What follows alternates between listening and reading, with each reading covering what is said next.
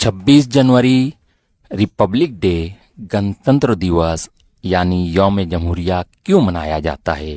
दोस्तों, 15 अगस्त 1947 को हमारा मुल्क जब आज़ाद हुआ, उस वक्त हमारे मुल्क में अंग्रेज़ी दौर का कानून जारी था। इसी तरह से ये बात भी तय नहीं थी कि हमारे मुल्क में किस तरह की हुकूमत रहेगी।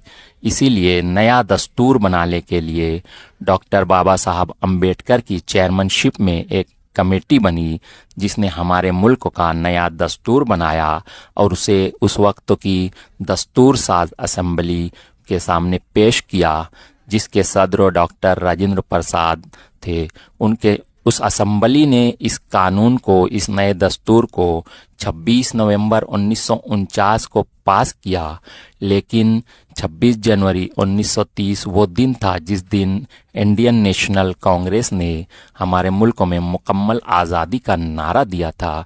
उसी दिन की निस्बत से 26 नवंबर के बजाय 26 जनवरी 1950 दिन का दिन तय किया गया कि उस दिन से हमारे मुल्क में नया दस्तूर नाफिज होगा। और फिर 26 जनवरी 1950 से हर साल हमारे मुल्क में यौम जमहूरिया मनाया जाता है।